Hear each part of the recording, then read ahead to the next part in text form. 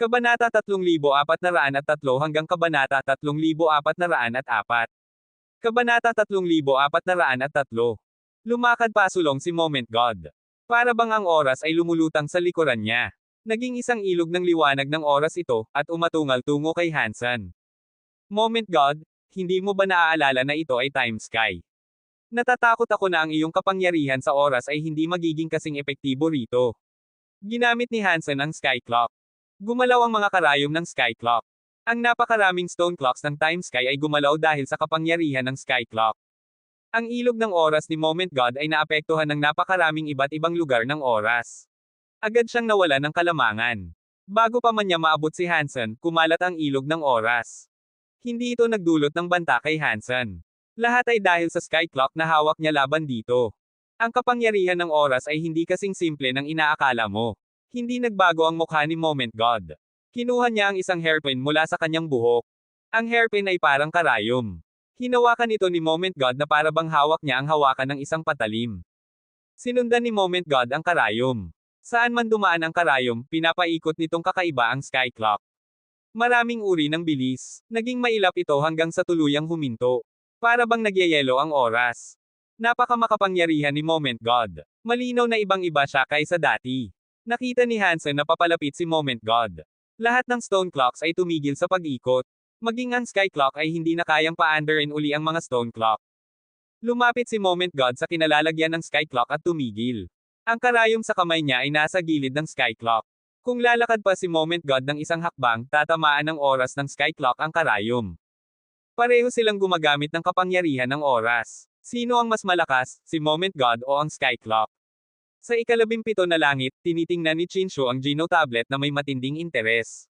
Mas malakas dapat ang sky clock, sabi ni Sky King na nasa tabi niya. Pagkatapos ng lahat, ito ang time sky. May suporta ang sky clock ng mga batas ng time sky. Kahit gaano pa kalakas si Moment God, hindi niya kayang sirain ang mga batas na namumuno sa time sky.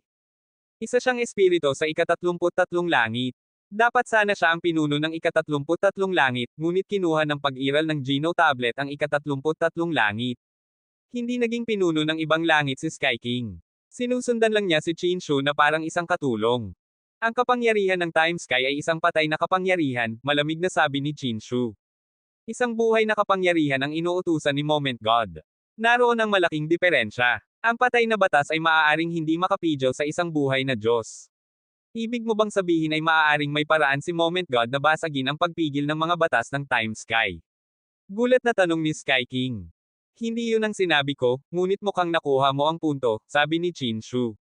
Oo, pareho silang gumagamit ng elemento ng oras. Umabot na halos sa 100% ang break world rate ni Ichi. Sa laban nila dati, natalo si Ichi kay Moment God. Ang Moment God na ito ay hindi isang simpleng kalaban. Kung maaabot niya ang maalamat na 100% break world rate, hindi dapat magiging mahirap wasakin ang mga limitasyon ng mga batas ng time sky, pero ang mga God Spirit ay hindi gumagamit ng break world powers. Ano ang kaya niyang gawin para basagin ang pagpigil ng mga batas ng time sky? Hindi pa rin makapaniwala si Sky King na kaya itong basagin ni Moment God. Aba, lubos kong iminumungkahi na manahimik ka at patuloy lang manood, malamig na sabi ni Chinshu. Sigurado akong malalaman natin sa tamang panahon, kaya tigilan mo ang mahahabang litanya at walang saysay na tanong. Hindi lamang si Chinshu ang nakakaramdam nito. Ang mga God Spirit sa loob ng Geno Hall ay nanunood din ng laban. Sabik silang malaman kung kaninong kapangyarihan ng oras ang mas malakas. Kung makokontrol ng Geno tablet ang universo, ang pinuno ng time sky ang magiging hinaharap na Diyos ng oras. Si Moment God ang kasalukuyang Diyos ng oras. Ang labang ito ay para sa pagitan ng Diyos ng oras ngayon at Diyos ng oras sa hinaharap. Para itong sagupaan ng dalawang puwersa. Siyempre, kahit si Hansen ang pinuno ng time sky, wala naman siyang aktwal na elementong oras sa kanyang katawan. Hindi siya tunay na Diyos ng oras. Hindi nagaksaya ng oras si Moment God. Inilapit niya ang karayom sa lugar ng oras ng sky clock. Beats. Pumasok ang karayom sa lugar. Nagbanggaan ang dalawang kapangyarihan. Nagresulta ito sa nakakatakot na bagyo ng oras. Napilipit ang buong lugar ng oras. Minsan ay sumusulong ang mga bagay, minsan ay umaatres. Parte lang si Hansen ng mga nanunood na saksi habang nangyayari ito. Hindi siya nakisali sa labanan ng Sky Clock at Moment God. Una, dahil may problema ang kanyang katawan. Hindi siya makakalaban maliban kung mapupukaw ng panlabas na puwersa. Pangalawa, gusto niyang makita kung sino ang mas malakas. Ang Sky Clock ba o si Moment God? Nanatiling nasa loob ng Sky Clock ang Geno tablet, ngunit wala itong ginawa. Hindi malaman kung iniisip ba nitong sapat na ba para labanan si Moment God o hindi. Pinanood lang nito at hindi nakialam. Umikot ng paatras ang karayom ng Sky Clock. Ang karayom sa kamay ni Moment God ay umikot ng clockwise. Dalawang puwersa ang umaandar ng pasulong at paatras. Walang makapigil sa nangyayari. Ang buong lugar ay tumigil sa oras. Nagkaroon ng ganap na balanse ng kawalan ng galaw. Moment God, hindi mo pa ako natatamaan. Ganito na lang ba talaga kaina ang iyong kapangyarihan? Nakapikit ang mata ni Hansen habang nakatingin kay Moment God. Hindi gumalaw si Moment God. Pinanatili niya ang posisyon ng karayom, patuloy na nakikipaglaban sa Sky Clock at sa kapangyarihan nito. Akala ng lahat ay tatagal ng walang hanggan ang laban na ito. Biglang nagsimulang umikot ng paatras ang karayom ni Moment God.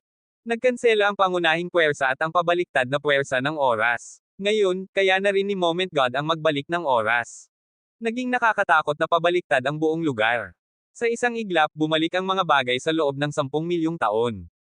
Nasa loob si Hansen ng pabaliktad na oras. Sinabi niya kay Moment God, maganda ang pagsisikap mo, pero sayang lang ang pagsisikap mo. Ako ang pinuno ng Time Sky. Hindi kayang bawasan ng oras dito ang aking kabataan o baguhin ang aking buhay. Hindi yun posible, nakakunot noong sabi ni Moment God. Kahit ikaw pa ang pinuno ng Time Sky, hindi ibig sabihin na hindi ka dapat masaktan ng kapangyarihan ng oras. Nasa harap mo ang katotohanan. Maaari kang tumanggi maniwala pero hindi mo matatanggihan ang malamig at matitigas na katotohanan. Tumawa si Hansen. Hindi niya balak umalis sa zone ng pagbaliktad ng oras. Hindi kayang gawin sa kanya ng nakakatakot na pabaliktad na puwersa ang anumang pinsala. Kung ibang nilalang ito, kahit pa isang pinakamataas na uri ng Time Element Break World Beast na naging pinuno ng Time Sky, hindi nito mararamdaman ang kawalan ng epekto sa pagbaliktad ng oras.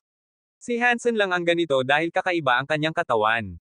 Hindi siya apektado ng kapangyarihan ng oras, kaya mas minabuti niyang durugin ang kumpiyansa ni Moment God. Nakakalungkot lang na hindi madaling wasakin ang kumpiyansa ni Moment God. Hindi siya tumigil doon. Pinabilisan pa niya ang pag-ikot ng karayom upang maging mas mabilis at mas nakakatakot pa ang pagbaliktad ng oras. Hindi ka naaapektuhan dahil hindi pa sapat ang bilis ng pagbaliktad ng oras, malamig na tugon ni Moment God habang nakatingin kay Hansen. Kung iyan ang gusto mong paniwalaan, ayos lang. Hayaan mong tulungan kita. Kumilos ang kalooban ni Hansen. Pinabilisan niya ang Sky Clock upang mag-full reverse ito. Parehong paatras ang oras ng Sky Clock at oras ni Moment God. Ang buong lugar ng oras ay naging hindi kapani-pani walang pabaliktad. Ang isang saglit ay naging 1 bilyong taon. Kabanata 3404. Nakatayo si Moment God at si Hansen sa baliktad na agos ng panahon. Isang nakakatakot na ilog ng oras ang dumaan sa katawan ni Moment God, ngunit hindi ito tumama kahit isang beses sa kanyang Diyos na katawan. Tumingin si Moment God kay Hansen ng malamig at sinabi, ikaw ang leader ng Time Sky, ngunit hindi mo hawak ang mga kapangyarihan ng elemento ng oras. Kayang pigilan ng aking katawan ang pinsala mula sa kapangyarihan ng oras. Sa ganitong laban, wala kang magagawa kundi tanggapin ang pagkatalo. Marahil hindi. Malamig na itinapon ni Hansen ang dalawang salita at hindi na pinaliwanag pa. Ang karayom ni Moment God at ang karayom ng Sky Clock ay baliw na umiikot pabaliktad. Lalong nakakatakot ang pagbabaliktad ng oras. Kung nandyan ang isang ordinaryong break world na hayop, lampas sa pagbabalik sa itlog, malamang ay maibabalik sila sa panahon bago pa ipinanganak ang kanilang ina at mawawala sa kalawakan. Ito ay isang purong laban ng kapangyarihan ng oras, sabi ng isang elite na nanunood sa laban. Ito ay isang tunay na laban ng Diyos. Nagtataka ako kung sino sa kanila ang may pinakamataas na kontrol sa oras. Sa palagay ko, malalaman natin ang sagot pagkatapos ng laban. Kasabay nito, si Human King, na naging leader ng ika-25 langit, ay nanunood sa laban. Lahat ng miyembro ng Blood Legion ay dinala sa ika-25 langit. Isang miyembro ng Blood Legion ang nakakita sa dalawa na nakatayo sa daloy ng baliktad na oras. Hindi malinaw kung sino ang may kalamangan, kaya sinabi niya, Leader, tingnan mo si Hansen at si Moment God. Sino sa palagay mo ang may mas mataas na kontrol sa kapangyarihan ng oras? Ang mga mata ni Human King ay parang tubig, ngunit kumikislap ng maliwanag nang sabihin niya, masyadong maaga para sabihin kung sino sa kanila ang nananalo o natatalo. Hindi pa nila lubusang ipinapakita ang buong lawak ng kanilang kapangyarihan. Nakakatakot na ang kanilang kapangyarihan ng oras. Hindi pa iyon ang buong lakas nila. Nakatitago pa ba sila ng ibang kapangyarihan? Tumingin ang mga miyembro kay Hansen at Moment God nang hindi makapaniwala. Hindi ko alam kung anong kapangyarihan ang tinatago ni Hansen, ngunit hindi pa nagagamit ni Moment God ang kanyang sub-god na kapangyarihan, sabi ni Human King. Hindi pa niya ibinubunyag ang kanyang buong lakas. Pareho silang nakakatakot. Magiging problema ba ito sa plano natin? Nag-alala ang isang matandang miyembro. Ang makapangyarihang kapangyarihan ay maaaring hindi hadlang sa atin. Marahil ay makakatulong pa ito sa atin. Hindi nag-alala si Human King. Sa katunayan, ngumiti pa siya. Nagkatinginan ng grupo ng mga miyembro ng Blood Legion at mga estudyante. Alam nila na kumpiyansa si Human King sa kakayahang kontrolin ang Geno Tablet, ngunit napakalakas ng kanilang mga kalaban. Akala nila ay magkakaroon sila ng malaking problema. Hindi nila maisip kung paano makakatulong sa kanila ang ganitong sitwasyon. Kung hindi magsalita si Human King, wala silang maitanong. Kaya ang tanging magagawa nila ay manood. Lalong bumibilis ang pagbabaliktad ng oras. Halos wala na ang tatlong karayom ng Sky Clock. Umiikot din ang karayom ni Moment God. Sa baliktad na oras, wala sa kanila ang gumagalaw. Nagtitinginan lamang sila mula sa malayo, hinaharap ang kaagnasan ng oras. Ang Diyos na katawan ni Moment God ay hindi kasing lakas ng katawan ni Hansen at ng kanyang kapangyarihan sa pagbabaliktad, sabi ni Burry Path God na nagulat. Kasalukuyan siyang nasa Dust Sky. Bakit mo nasabi iyon? Tanong ng isang elder ng God Chaos Party na may halong kalituhan. Sa kanilang nakita, dapat pantay ang kapangyarihan ni na Moment God at Hansen. Wala sa dalawa ang nagpakita ng kakulangan sa kanilang pagganap. Tingnan niyo ang Diyos na damit ni Moment God, sabi ni Burry Path God. Pagkatapos sabihin iyon, tumingin ang lahat ng miyembro ng God Chaos Party kay Moment God at sa kanyang Diyos na damit. Ang mga Diyos na damit ay parang panaginip. Para bang perpekto ang mga ito. Mukhang banal ang Diyos na damit.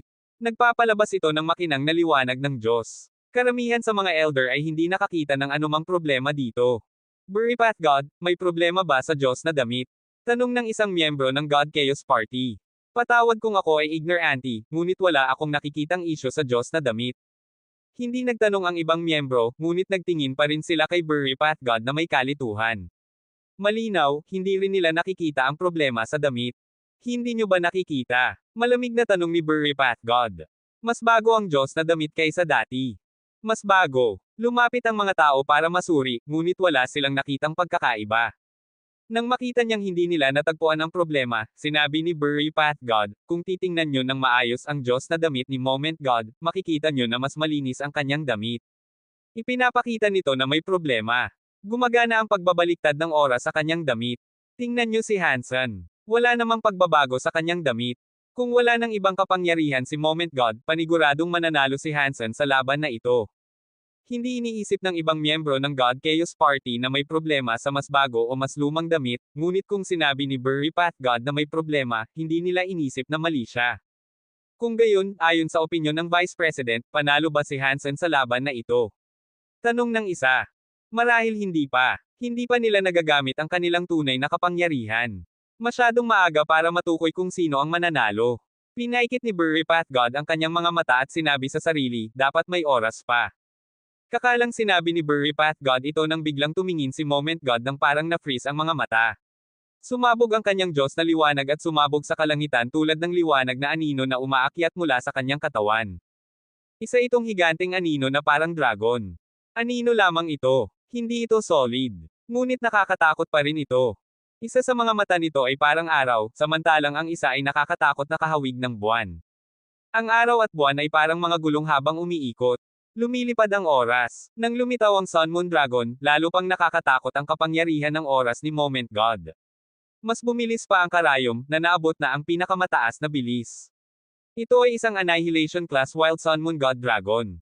Pareho sila ni Moment God sa paghawak ng elemento ng oras. Sa tulong ng Sun Moon God Dragon, lalong lalakas ang kapangyarihan ng oras ni Moment God. Iyan ang benepisyo ng pagiging isang main God. Labis na nag-alala si King Chin.